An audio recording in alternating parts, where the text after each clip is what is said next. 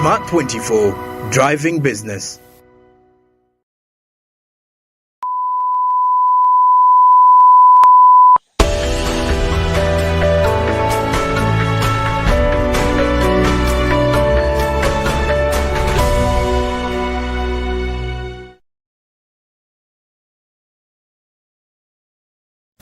We'll be back from the break, and of course, this is the point where we analyze economic policies. I'm still with Geoffrey Odong, who is the program officer from COST, Uganda, and of course, at COST, it's all about affiliations to do with infrastructure development.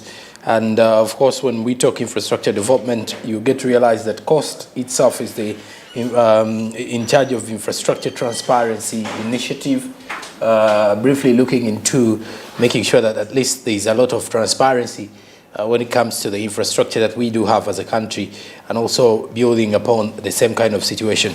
Well, of course, I want to look, most of the objectives that you have as COST is looking at popularizing the infrastructure knowledge and awareness to most of the Ugandans, as well as popularizing pretty much more of what Ugandans don't know analytically through the same matter. But when we continue with our conversations here, Uganda's infrastructure development is still in some sort of a dilemma, especially in the capital. Because at times, I think there was a time you and I had a conversation rotating around maintenance and reconstructing, which is more cheaper and which is more expensive. Because by the look of things, we do more of road maintenance than constructing, but surprisingly, even during maintenance, we only go halfway. Where is the problem? Okay. Maintenance is a very difficult dilemma for most of the entities that we have here. For us, we always see there are funds for upgrading road, there are funds for new road opening, there are funds. Of course, road condition and classification of roads, we should differentiate between these roads here. We see them around. I've got different classification in terms of what kind of traffic is there in. Now, if we have roads with the kind of traffic that is low, that kind of road take longer time than roads that have got higher traffic in terms of mobility. Big trailers, buses, whatever. When you look at all those, you should also now be able to realize that the different roads have got different standard in terms of their compartment. So, if you take, for example, let me say Gulu Kampala Road, or Gulu Kampala Oima, Kampala Ginger Road. When you follow those roads, you will realize that goods that perhaps would be coming from the industry, and we know most of the industrial hub are in Ginger. And then the load that are carried from the industry to the center of Kampala, it is very heavy. And therefore, even when you look at those roads, one side of the road is tilted. Why? Because of the kind of traffic that that road experience or are exposed to. And that means contractors that get contract to deliver this kind of project should be contractors that have the most high competent to deliver the standard that are required. And therefore, if we look at our Ugandan companies, there are many, but there are very few that perhaps may qualify to do some of this work.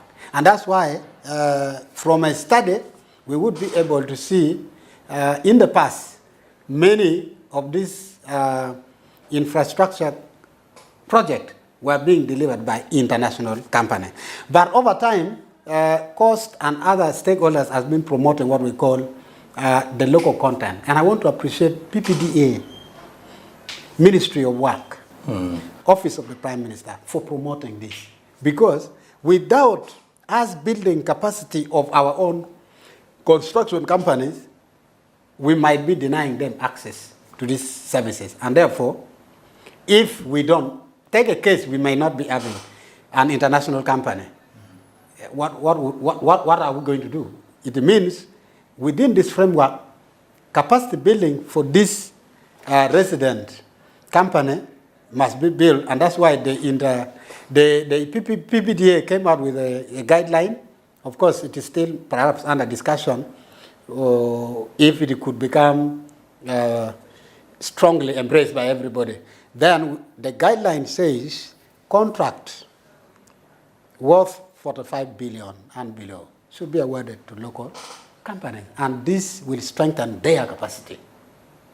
In times of when we don't have international company, then we shall celebrate our local company to deliver good work at the end of the day. But of course, right now, we see within the local content guidelines, we see where international company may get a contract and then they can do joint ventures, where we have our local company or Ugandan-based companies also working with them to make sure their capacity, one, is built, two, they also participate in the construction work without being denied because they lack certain specification or qualification that could warrant them to participate in this construction work.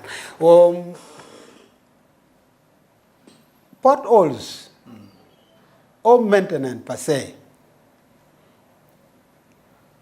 The question also comes back to how do we use these roads? Sometimes the entities are able to deliver their part, the contractors also deliver their part, but when it comes to the road use, sometimes we also misuse them. And when we misuse this road, we see, then we are back to square one. The road will get worn up. We need more money. The money is not there. With the current government system, where they say program-based system, anything that is not approved and uploaded in the system for implementation of government program, it becomes very difficult for government to intervene immediately. And that's why, partly, it may cause a delay.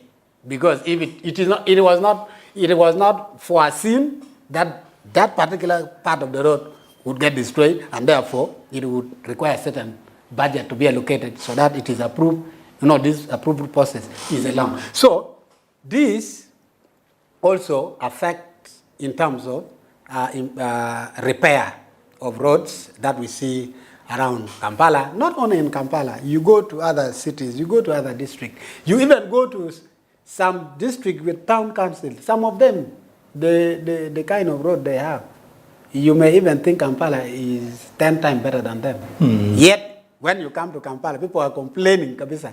So, infrastructure requires a lot of money, and that's why we are pretty much interested in making sure that the little resources that government has are used efficiently, effectively, to deliver the desired outcome that is expected. So that in the other financial year, government should be able to extend and expand on road construction. Not necessarily every year you keep spending money on repairs and repairs and repairs, and yet other people in other places are not accessing what?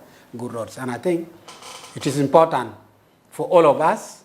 Of course, us as costs, we have been in the forefront, of course, with our partners like PPDA, Ministry of Works, Ministry of Finance, and all the construction association, UNAPSEC. And I want also to appreciate them because they also technically advise contractors that are under their association. And I think with all this collaboration, we should be able to see improvement in the delivery of infrastructure project in Uganda. not necessarily only in Kampala, but beyond, because the country is big and we should be able to think bigger. Of course, there are many demands that we have as cost to extend our services, but of course, sometimes what we are doing is to instill best practices which can be replicated by the other entities where perhaps our intervention have not yet reached. And of course, we appeal to the different entities to make sure that information are disclosed so that citizens are empowered, so that the business environment is free for every citizen and contractors to participate freely without having complaint or being denied of information or access to those information. All right, as we, information is, you've mentioned information, something very vital and fundamental for this. We look at the national budget now, 2023-2024, road construction or infrastructure development is one of the key priorities amongst the programs that have highly been recognized to take the lion's share of the budget. Where should the focus be, really? Of course, when we have this particular money going to these various sectors, there is always a focus. Should we now focus on only the capital? The president mentioned that we need to as well focus on up-country, routes, especially those feeder routes that are actually leading to the market spaces, because most of the farmers, for example, if we are to push for commercial agriculture, then we need to as well look at the fact that at times the journey from the garden to the first town center is a hectic one because of obviously the routes that are leading there. At times they're not in good shape. Where should our focus be with the road development or road network development in this financial year? These infrastructures or the road network, yes, which we must emphasize, production centers are very key in inspiring economic development. Yeah. Where there are production, there should be good roads to deliver output from those production centers to marketplaces.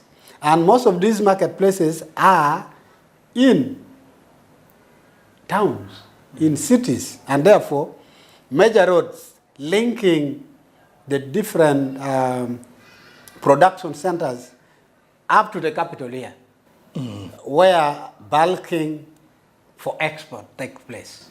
Okay. Should be properly worked on so that we are able to see that there is easiness for producers to deliver their goods to the market, where they would be able to get the middleman either or other company now buying their product for exportation to other countries. And we are talking about agro imports. Then we are saying the feeder roads you talked about, because most agro imports come from the villages. So if they come from the villages, then that means the nature or the kind of roads that district have should also be upgraded. And also, of course, we in the road sector, people talk about road opening, that is for new roads, right?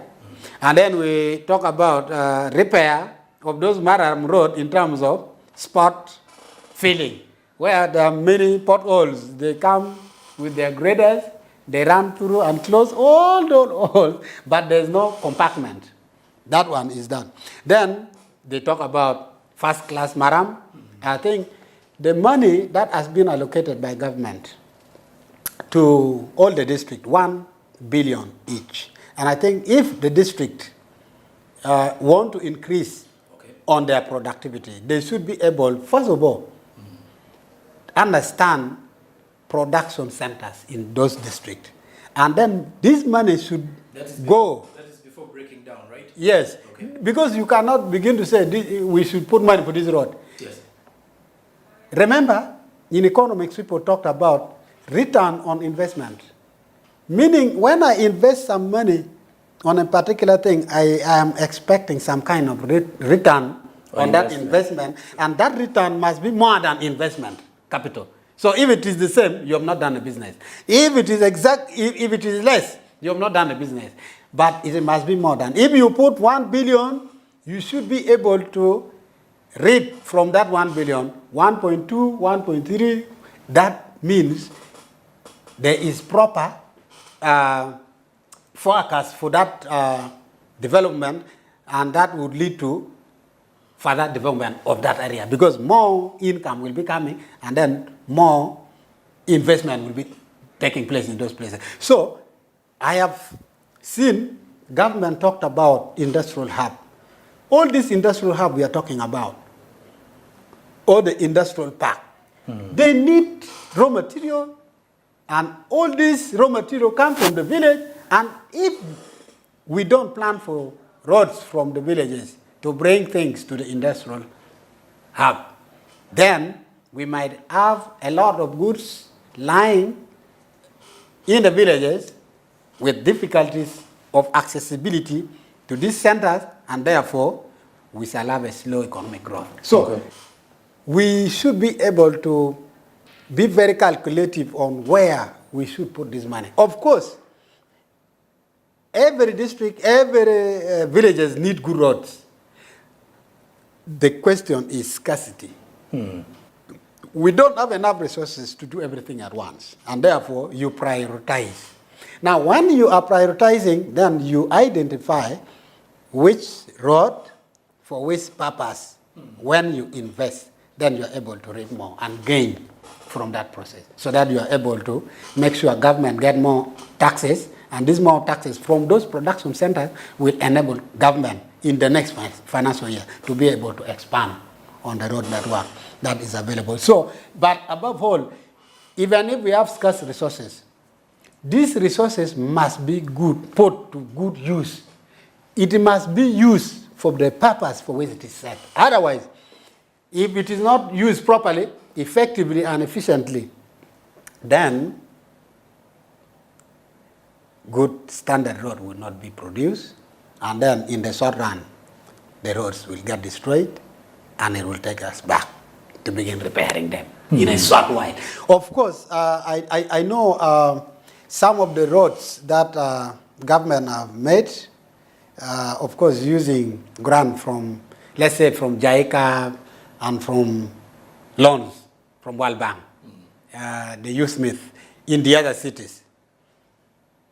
I had opportunities to interact with some of the engineers, and they said, if the road is properly maintained, then some of this road can take about 50 years.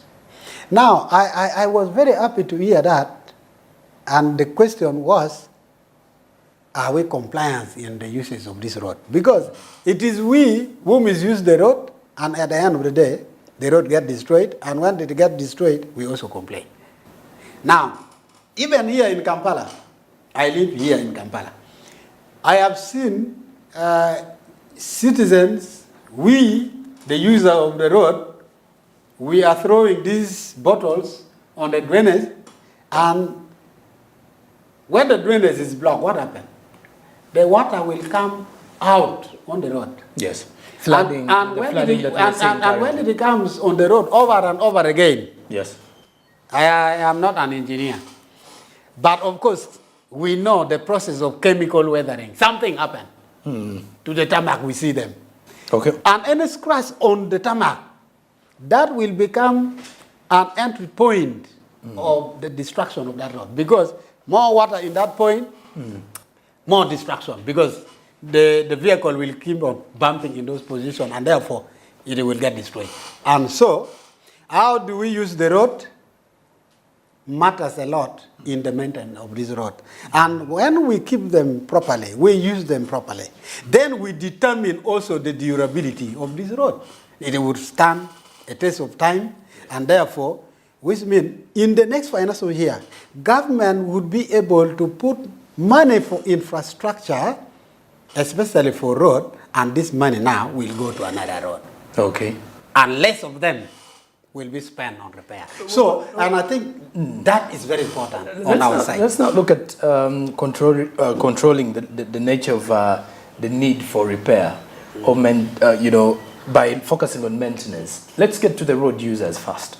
How are we, encouraging the good use of roads here? Because we've seen a couple of times where most of the road users, people who drive vehicles per se, especially in the capital here, who normally, go off track or go off lane a couple of times. They end up, dashing into one another. Others end up, causing, we've seen all these simple, minor accidents that normally happen where people's vehicles get knocks and everything. But how are we going to, create an atmosphere where Ugandans can safely use the road, these particular roads? Because in the long run, we are not calling only for maintenance, but good road use. How is that going to be possible?